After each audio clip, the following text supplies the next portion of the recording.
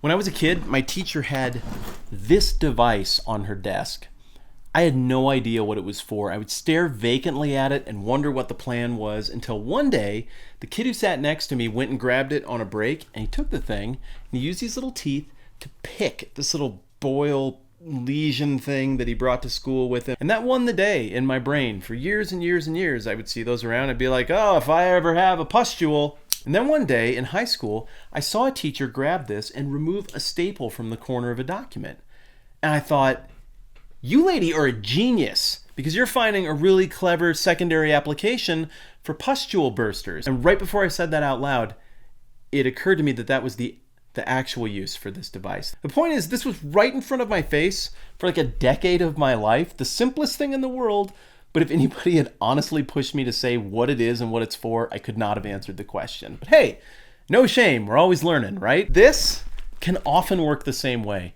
The Bible is this thing that is always in front of our faces. It's in drawers in hotel rooms. Everybody's got one sitting around somewhere. We know the gist of this being a religious sacred document, but what actually is it? I'm going to take a minute in this little video and just talk about the basic raw data of what the Bible is. Okay, the Bible looks like one big, singular, apparently very ratty book, but it's actually a collection of 66 smaller documents that tell two big stories that point to one huge story.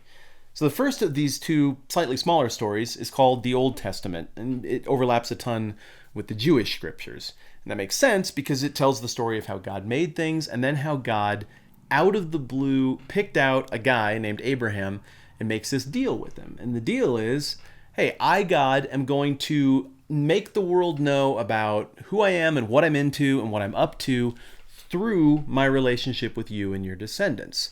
This is God's chosen people. The Jewish people are hailed from Abraham.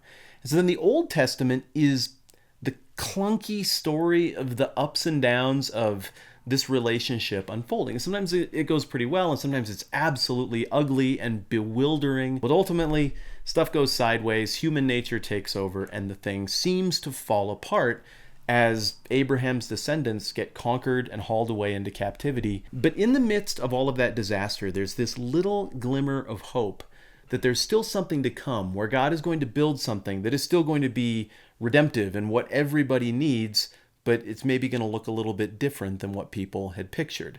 That's where the Old Testament ends. Then you have this 350-year break chronologically, and then, right where things flip from BC to AD, the second of those two stories happens. This is what Christians call the New Testament. And this story focuses very specifically on the character of Jesus. Jesus comes along, he upsets a lot of people, but other people are like, wait a minute. Jesus might be that glimmer of hope that was referenced back in all of our old stories. Maybe this is the thing that God is going to do. Well, ultimately, his religious enemies and the Romans execute Jesus, but that's nowhere near the end of the story. The rest of the New Testament tells the story of how people responded after Jesus comes back to life 3 days after being executed, talks with a bunch of people, ascends into heaven, and commissions them to go and tell other people about Jesus and to invite them into this kingdom that he's establishing. So the way I think it works is that these two little stories add up to one big overarching story. And it would seem that the big overarching story is that God made stuff, then the world went sideways and got into this weird place like you understand it to be now, just broken and in need of help. And then God, rather than saying, this didn't turn out the way I wanted, I'm going to go make something else and wipe this one clean, instead he doubles down on it and he comes up with this plan to fix what seems unfixable. Obviously, there are smarter people than me who can articulate that a little more tightly, but that's the gist of the story. But there's another question I think we need to kick around to get to the heart of this what is the Bible thing we're working on, and that is, who's the main character? It's easy to pick that out when we watch a movie, and you turn it on, and 2 minutes in, you're like, oh, that girl right there, she's the main character. You pick up a book, same deal, because you're smart. But the Bible's weird, and it can make our compass spin, and it's the easiest thing in the world to pick this up and say, the main character of the Bible is obviously people. It's me. And the bottom line of the Bible is my behavior. But that's not really in keeping with what the Bible says or is. A very small percentage of the document actually deals with do this or don't do this kind of stuff.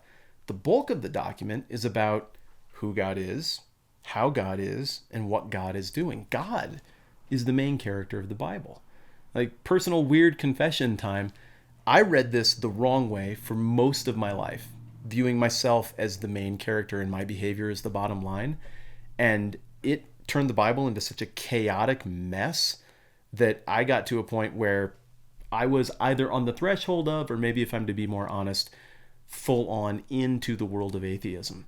The Bible doesn't hold up through those lenses, it breaks. But by contrast, when we read the Bible through the lenses of God as the main character, wow, it clicks like you would not believe. Here are a couple things I'm pretty sure of. One, staple removers remove staples. Two, the Bible is the story that God uses to explain to people who he is, what he's into, and what he's up to, and to invite us to be a part if we feel like it. I'm Matt. This is the 10-Minute Bible Hour. We'll see you soon.